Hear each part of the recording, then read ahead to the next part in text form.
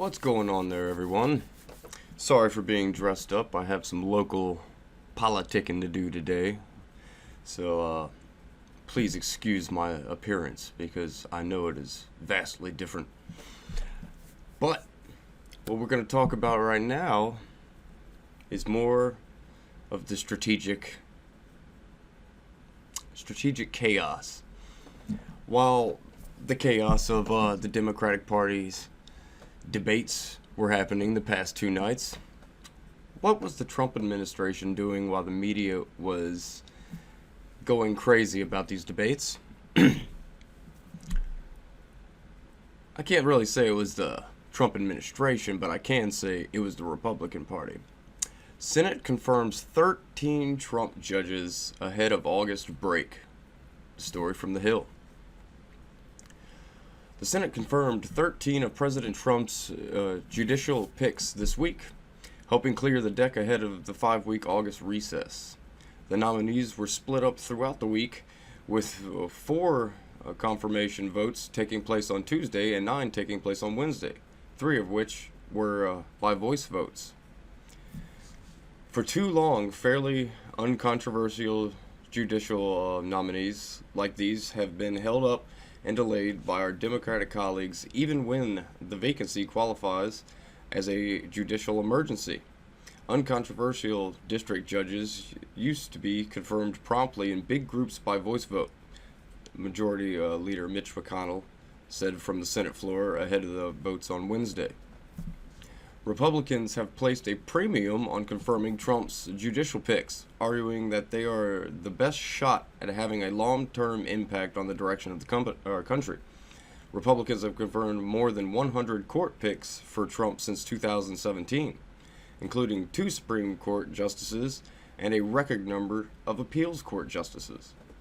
The confirmation of 13 nominees is down from the 19 judges Senate Republicans had planned to confirm before leaving Washington until September. The other judges are expected to get a vote once the Senate returns in September.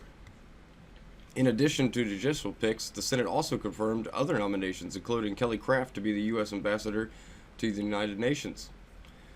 Democrats came under intense fire from progressive activists last year when they agreed to speed up votes on Trump's judicial picks ahead of the breaks in August and October. No surprise there. Democrats argued at the time that the nominees were going to get confirmed anyway, and speeding up the votes allowed vulnerable incumbents more time on the campaign trail. Christine Lucas, Executive Vice President for Policy and Governmental Affairs, at the Leadership Conference on Civil and Human Rights, urged Democrats to force each of the nominations to have a roll call vote this week. Senators must put an end to this blatant disrespect of our judicial system, tradition, and democracy. I hate it. I hate when they use the word democracy all the time. A republic. It's a republic for which it stands. One nation. You know the whole thing. And if you don't, you might not be American. Just kidding. They must demand that each nomination receives a roll call vote so the public knows where their senators stand, she said. Christopher Kang, the chief counsel for We Demand Justice, knocked Democrats for allowing the judicial nominees who wouldn't say if Brown versus Board of Education was correctly decided to be approved by a voice vote. Yesterday, the Senate confirmed one of these lifetime judicial picks who wouldn't say Brown versus Board was correctly decided, 87-1. Today, Democrats let another be confirmed by voice vote, not even bothering to insist on a roll call vote. Where's the floor, he tweeted. Wah. I tell you what, though, that's a whole lot of judges Trump has been getting confirmed over the past 2 years.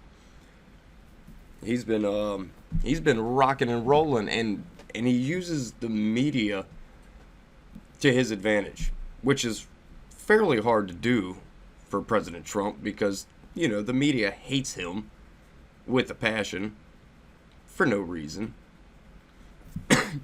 And they should love him because, There's that thing called the Trump bump, where just talking about Trump usually gives you a little bit of boost in the ratings.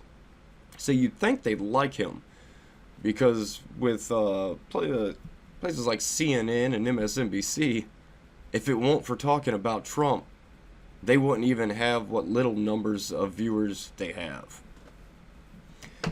But yeah, I mean, Trump is very, very much so a strategic master when it comes to getting what he wants. And getting what he wants here lately has been very easy because he uses distractions to, he'll sprinkle in a little bit of distraction over here because his real dealings, his real workings are happening over here. But the media is going to run to this, Like when he put out those tweets about the progressives, those 4 progressives. While he was doing that, he got 2 very, very big wins when it came to the border. I don't know how they don't see what he does, and they don't get it. They don't seem to understand how he works. They just play into it all the time. He's a masterful tactician. That's for sure.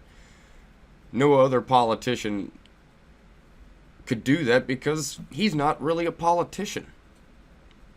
So it's going to be fascinating to see what he keeps doing, because after watching those Democratic debates, I firmly believe we're going to have another 4 years, and thank God for it, because those progressive policies that the Democrats are putting forward are very un-American.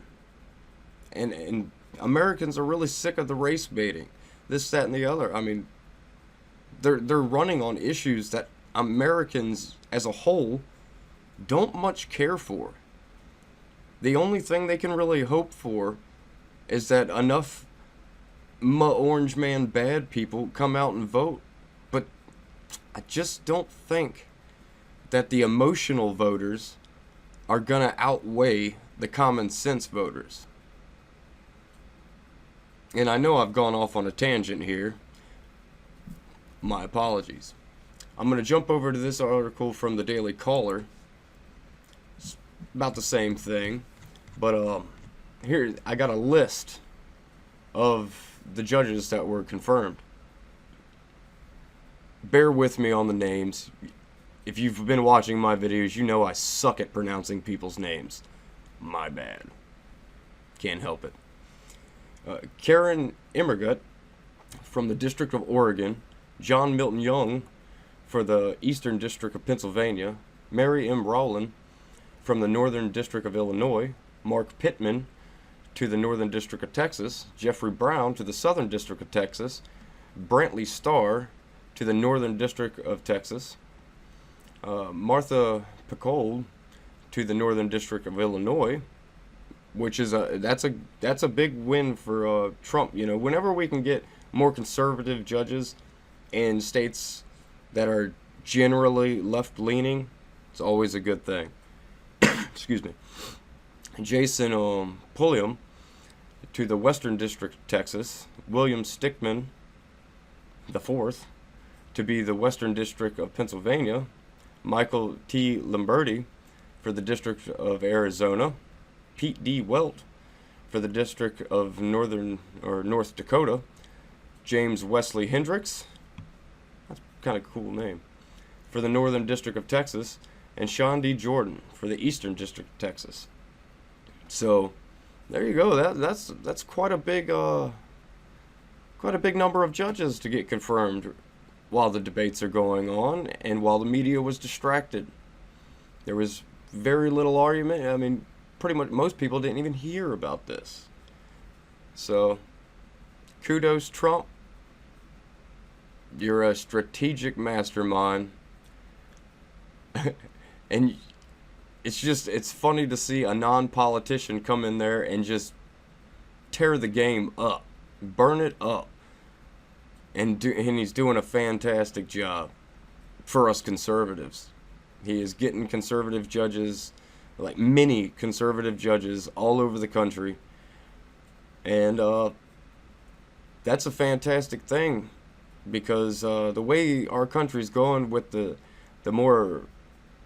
Democratic Party becoming much more progressive and adopting much more progressive ideas, we're going to need these judges.